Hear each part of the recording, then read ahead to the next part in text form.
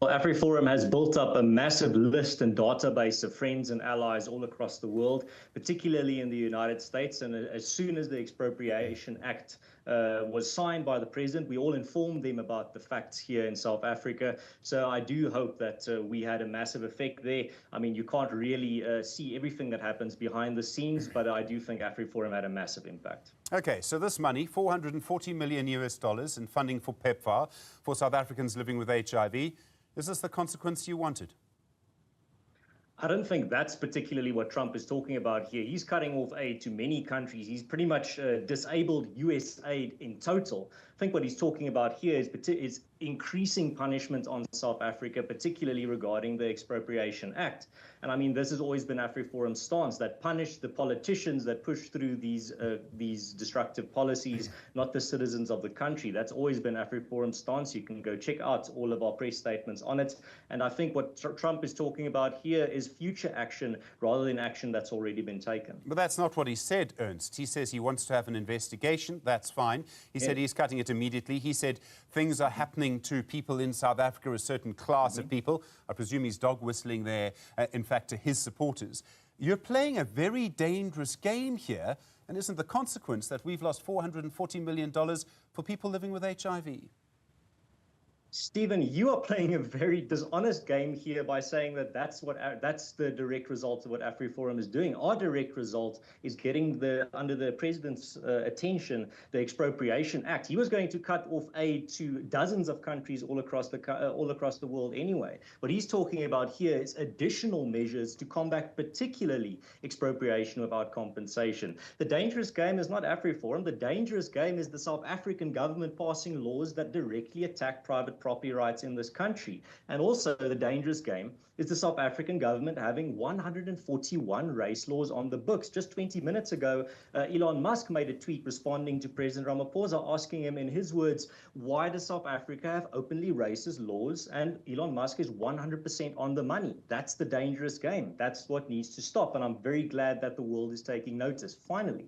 Okay, but you said at the very beginning, that's why I asked the question, in case you did not think that this was the result of your work, that this is the result of your work. It would surely be foreseeable that this is what Trump would do. Yes, of course he is cutting aid to other countries. There was a waiver signed by Mark Rubio in terms of HIV treatment. That's a completely separate policy, that's what I'm saying. Okay. You're trying to conflate those two to create this moral panic around what's happening, to say that, look how evil you are. That's not true. What's happening is the South African government is threatening private property rights, and the US president is saying he won't stand for it. There's going to be additional measures, from what I can see, in regards to what Trump is announcing here. Okay, there are various things going on here, right? One of them is that you have been to Washington, your organization. You're very proud of your influence in Washington, from what I can see. The second thing is that you have a US president now who talks about a class of people who are being treated very badly. Who do you believe he's talking about? He's talking about the people in South Africa that are constantly attacked by the politicians for the color of their skin, the minorities that are constantly scapegoated for all the failures of the ANC. He's talking about the minorities that are targeted by the race laws on the books in this country. He's talking about those minorities targeted, for example, by policies or that you saw, for example, in Dis-Chem, where that internal memo leaked a few years ago, where the promotion and hiring of white people was completely barred by under threat from government fines. To try and ignore these realities is to push your head into the sand like an ostrich. They are there. There are people, especially minorities, being targeted in this country by legislation, and the government is open about it in their rhetoric. You seem to be a little nervous about using the phrase white people. Why don't you just say it, Ernst? It's white people he's talking about in your view, right? Because it's not just white people, it's many other minority groups in this country as well, in particular white people. That's why it would be dishonest to say just white people. There's nuance here, Stephen. I mean, that's the whole point, that's why Afriforum says we are bringing the facts to the table. We're not a political party. If there's nuance, we bring the nuance to the table. I mean, do you have a problem with that? Not at all. I completely understand nuance, and of course we see it in the leadership of Afriforum from time to time. The point here is that you went to Washington. You say you're so worried about the Land Expropriation Act. I'm sure it's a bill that you've studied and many, many times. The fact is it talks about nil compensation in cases where land has been abandoned or is not being used productively. All of the experts I've spoken to who are neutral lawyers, they do not have a political agenda in any case, have all made the same point. As a result of the president's signing of the expropriation bill, now an act into law 2 weeks ago, virtually nothing is going to change. The US, in fact, Trump's government has the right to expropriate land in the public interest, and that's what this all talks about. Is it not the case that you've gone to the US and you've hyped everybody up, and this is the consequence? No, that's a very disingenuous way of putting it. It's a very sneaky argument to put it even more bluntly. The issue is not expropriation with adequate compensation, as you see all across the world. The problem is the Expropriation Act enables expropriation without compensation. Now, you can play the little language game of euphemisms of null and no compensation, but when your employer tells you, I'm going to pay you null this year, or I'm going to pay you null this month, I dare you to tell him that, oh, I'm so glad that it's not no salary that I'm going to be paid. Null is a euphemism for no compensation. It just means that the government is going to do their little sums, and then they're going to say, well, we've factored in our little our agenda, and that means our sums say you deserve null compensation for your property. That is expropriation of without compensation by a different name. And if your legal experts are telling you that, then they are absolutely politically biased and not playing an honest game. All right. So, Ernst, after all of this time, 30 years into democracy, right?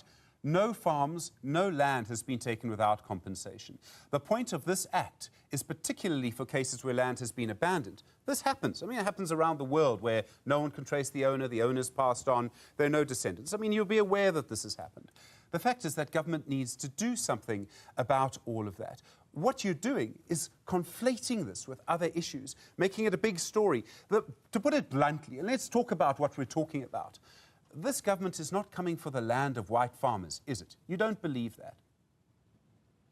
Well, this is the same government that pushed to enable expropriation without compensation through the amendment of the Constitution just a few years ago. They showed their hand. But it didn't vote in favor of it in the end, did it? Oh, wow. So, I mean, I'm calling it attempted murder, and you're saying, well, they didn't succeed in murdering anyone. I mean, that the intentions are clear. This is the government that said, after that failed in Parliament, ANC cadres went to the media and said, now that this opportunity has failed, we will use other avenues to get the same ends, such as the Expropriation Act. Okay. That is in the words of ANC representatives. Okay. So when it comes to what you're talking about here, should we only make noise after human rights have been violated, after the government has started expropriating without compensation farms? Or do you actually warn people that the government has granted themselves the power to do that? You act preventatively. You do not wait until human rights violations and atrocities have happened to say anything about them.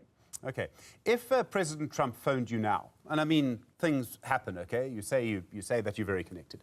If Donald Trump had to phone you now, if President Trump phoned you now and said to you, look, have I done the right thing here? Should I restore this money to government because I'm worried about what's going to happen to the people who receive HIV treatment through this? And should I choose another tack to put pressure on the government? Would you say yes?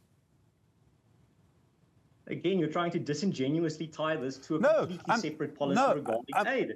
No, you can't just say, well, this is now unique to South Africa when that's a completely separate policy. You're not playing an honest game here, Stephen. You should be ashamed of yourself. I'm sorry. Ernst, I will decide whether I'm ashamed of myself or not. Thank you. But I'm offering you an opportunity to separate. I hope your conscience tells you that. I'm offering you an opportunity to separate the two. That's why I asked the question. Sure. So should we separate HIV funding and government pressure from Donald Trump onto our government? That's what I'm asking. That's what I'm offering you, in fact.